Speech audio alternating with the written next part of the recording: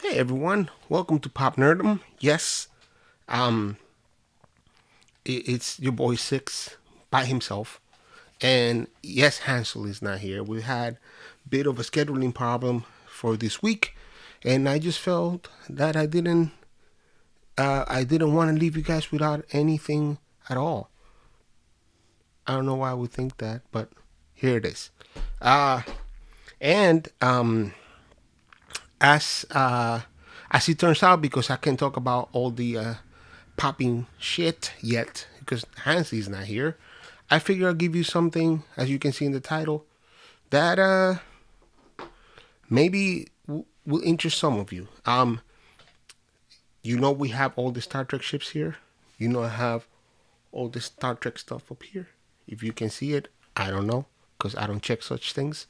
But big Star Trek fan.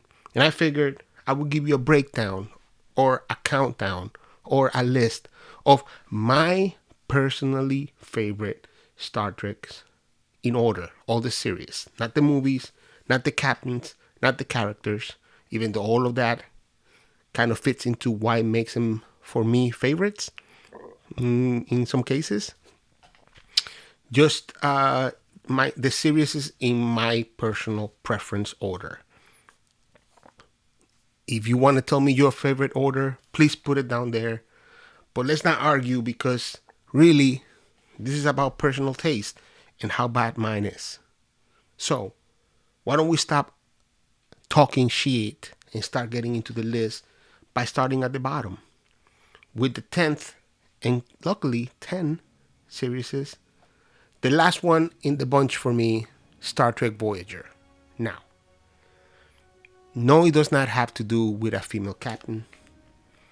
No, it does not have to do with the fact that they were lost. Actually, I think, yeah, maybe that is what it has to do with.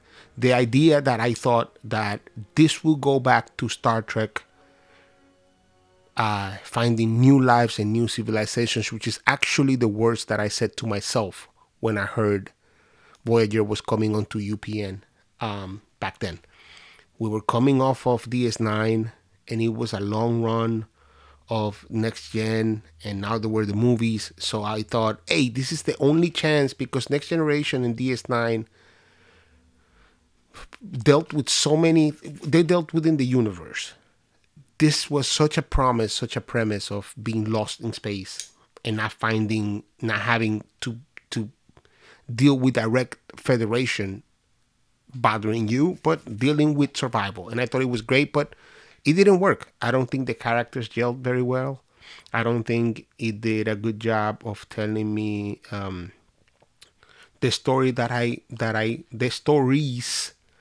thought they should have capitalized on. I think they made a lot of. I think there was fatigue from me also as a viewer, and I think there was fatigue from the producers, from the writers, from the showrunners. So that's why Voyager ended up in the last place. Uh, I've never seen it more than I've seen it, and I haven't seen the whole series. So that should let you know how much I didn't like it. And the fact that they pushed 7 of 9 as a TNA way to kind of bring in people, and I don't know if I think it was as blatant as that. I don't know if you agree with me, but that's what I thought it was. Really made it less Star Trekky for me. Right on top of that is the animated series, and yeah, the animated series does have characters that I like.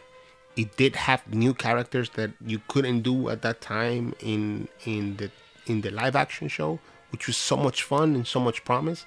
But what the animated series didn't have was being good. I think that, I mean, it is the product of what it is. It's a cartoon. It was made for kids, and it was very cheaply made. So that kind of feeds into why it's not higher up. But it's enjoyable sometimes. Sometimes it's like, why did they even make this? And a lot of times this is cheap. But I do like some of I do like that they got Kirk and the crew. And I loved that it wasn't all of the crew, obviously, but I loved that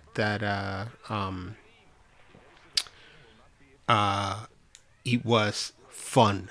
I loved that it was Star Trek. But that's about all the things that I loved about it. For the other parts, not so great. Above that, but about 200 miles above that.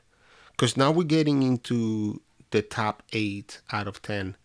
And this shows my dislike of them is more nitpicking than it would be like what I've said about those other two shows. So when I say something that's similar to why I don't like it, like Voyager, it's not the same. It doesn't fit in the same category. So I Short Treks is up next. I think Short Treks does suffer from not capitalizing on the idea that it could be. And I did say that about DS9, but this time, sorry, about Voyager. But what it does capitalize on is being better. That fact that it's short, the fact that it can give you stories that have nothing to do with anything, but everything to do with everything. The first season of Short Treks had a lot of marriage into Discovery, and the second season was more free will of telling storytelling, which I think is going to be, hopefully, where it's going to be from now on. I hope to see in the future of Short Treks, maybe even a fucking Kirk story. Why not? Or, like a Next Generation, a DS9, like take the power that these things are bubbles of storytelling that you can put anywhere and tell it.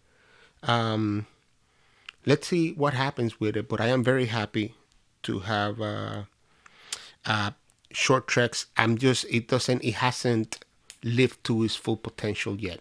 Second season, we all know Star Trek takes about 3 seasons to really take off. So let's see how it does. Right above Short Treks is Discovery. Now, Discovery has had 3 seasons. And it has been interesting. Very disjointed show from where it started to where it is now, even though they kind of gave it a path to follow. But I am more excited about the future of Discovery that I am about what has happened in Discovery so far. I think that Discovery has the chance to be a lot of fun, and it has been. It has the chance to be more dramatic than a lot of Star Trek, and it has been. But what it doesn't have is a stable run of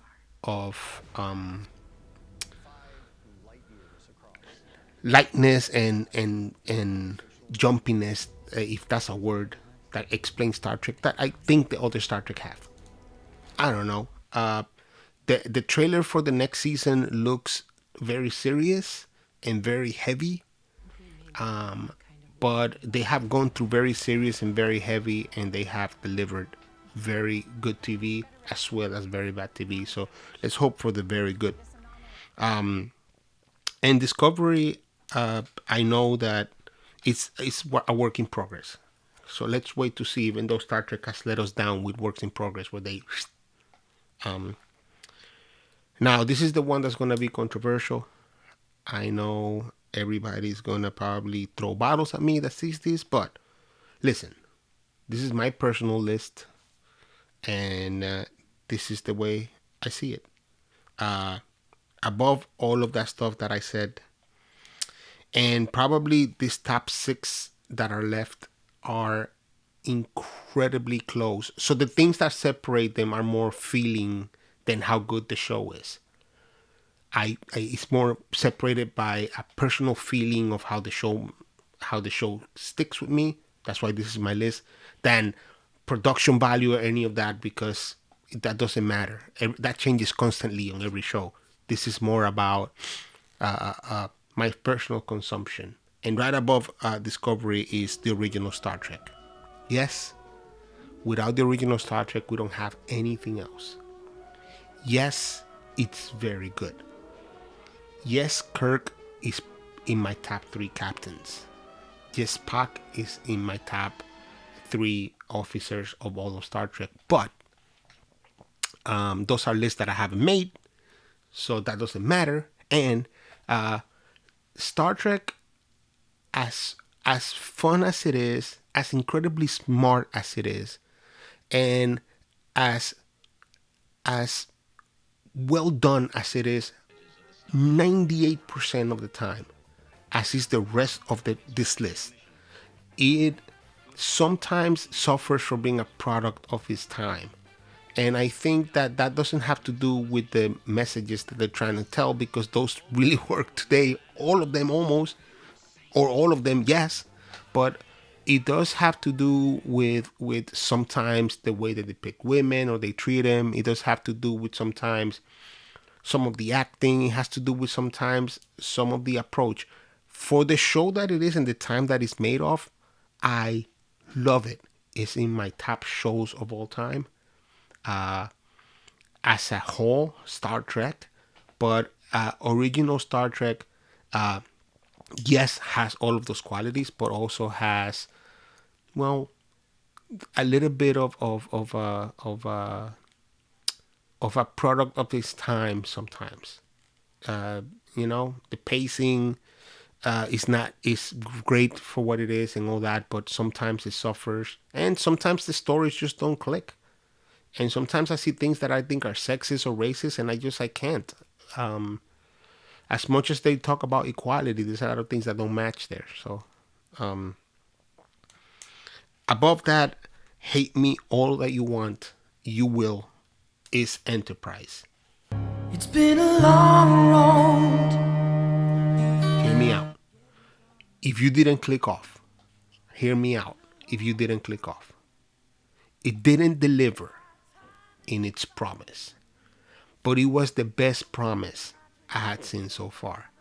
Yes, prequels don't work because you know where it's gonna end up, but this is a prequel so far before and never in the spectrum of things that I felt that I loved seeing the Federation meet the Klingons for the first time, meeting almost every species that they met for the first time that we know and love for every Star Trek since. But I can't tell you how excited I was. I love the aesthetic of that show where it's like a submarine in space. I love it. I love the uniforms of that show because it seems like something that we would do today if we have the technology to travel like they were. I love the conflict with the Vulcans that made everything make the Vulcans not Spock.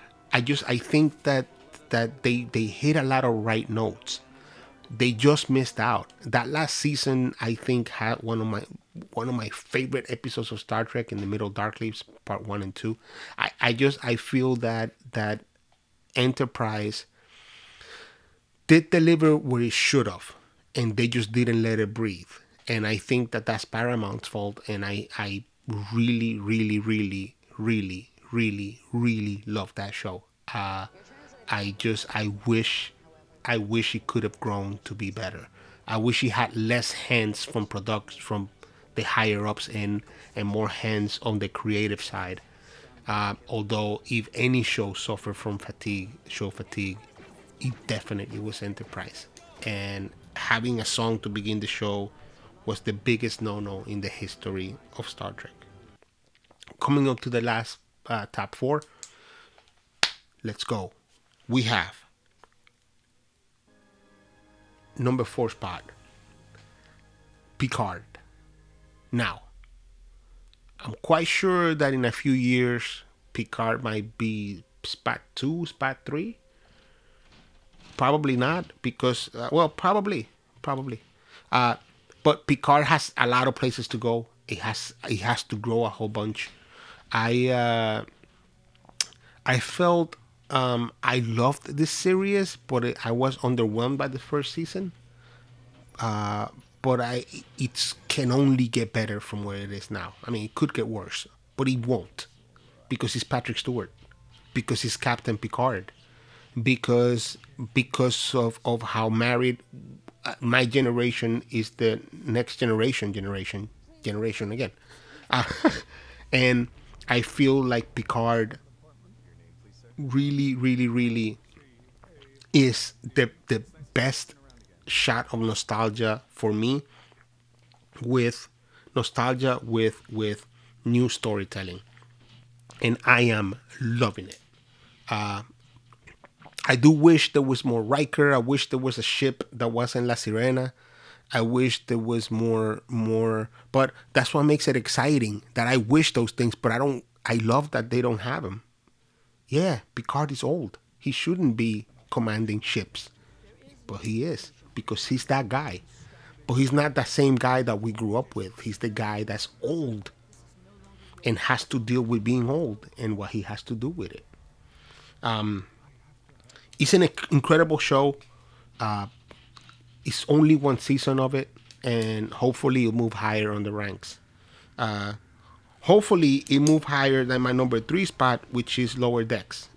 And if you didn't click off by Enterprise, you probably click off by Lower Decks, but we never had that. We've never had a comedy show in Star Trek. We never had the Spaceballs of Star Trek that was good. And we never had the Spaceballs of Star Trek that's lasting this long. At least not that I can remember. And that is going to get more seasons, and that is clicking nostalgia of Picard in the right notes, because it's in the era that I want it to be in. It's Riker as a captain. It's the things that I want to see. It's a continuation of Next Generation. That's what I want. It's a continuation of DS9. That's exactly what I want. And it's in a cartoon form, which redeems everything I said about the animated series. Is that it's good, it's fun, and it's funny, and not I burst my gut funny, but it's Star Trek funny, and it's perfectly Star Trek funny, and that's why it's in my number 3 spot. I love that show, but not as much as I love The Next Generation.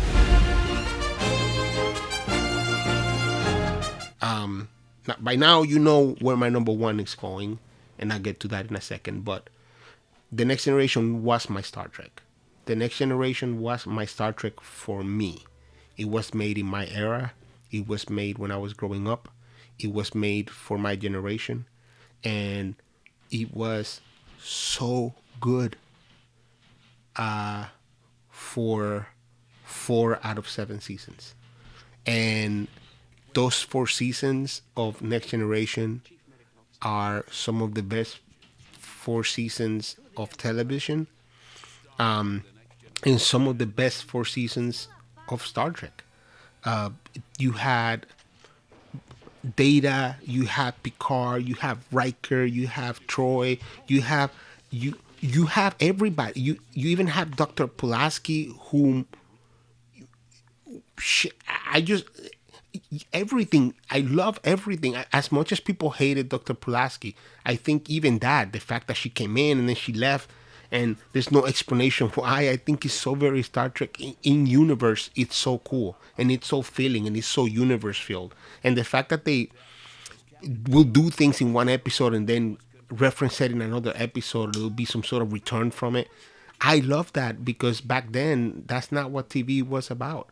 And I think that it really cemented a universe. It really cemented universe building, and it wasn't the first show to do that, but it was probably the first show of that caliber to do that. And I loved it for it. I loved every second. I loved every minute.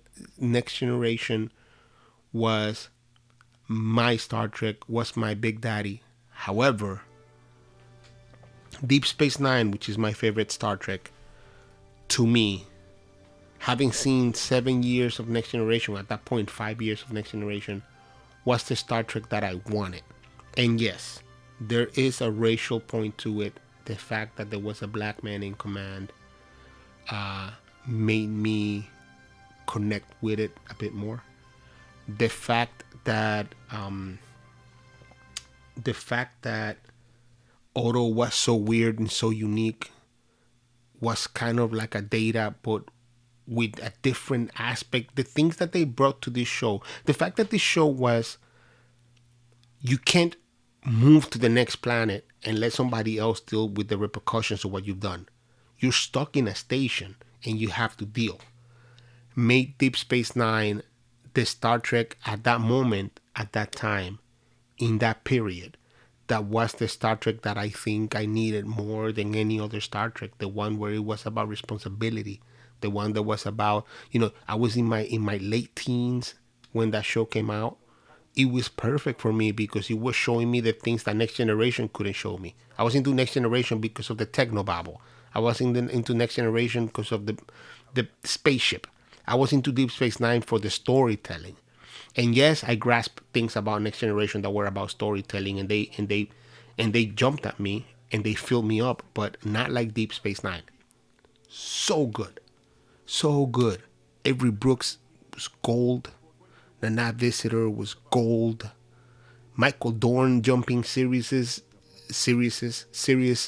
was dope. Dax passing Dr. Bashir, who was my least favorite character and then became one of my favorite characters. And no, Deep Space Nine doesn't have my favorite characters like Next Generation does. But what it does have is storytelling that I appreciate it way more. And seeing a black man in a position of power, when we didn't have even the idea of a Barack Obama, was really empowering. And I felt very, very grateful for that. And I think Deep Space Nine hit on notes that no other Star Trek could, because he was stuck in a station. Yet at the end, it was all about all these wars, because I guess they weren't having enough action, and it was more of a soap opera. But I liked the soap opera aspect of it. And I did like the war aspect of it, because the action was bananas, like never before seen. 200 ships fighting another 200 ships. Come on. It delivered on all cylinders. If Next Generation was my standard, DS9 was what took the standard and moved it forward 10 steps, and that's why I love it so much. So there you have it. That's my list. I hope you watched this to the end and didn't burn your television or your phone or your computer. Television. And I hope I hope to hear from you where you're at with this list. What's your list? Let me know. And this we'll come back with Hanzy next time. And thank you for stopping by. Hitting like, hitting subscribe. PopNerdom for you. That's the end of the video. And bye. Don't forget to subscribe. That's it.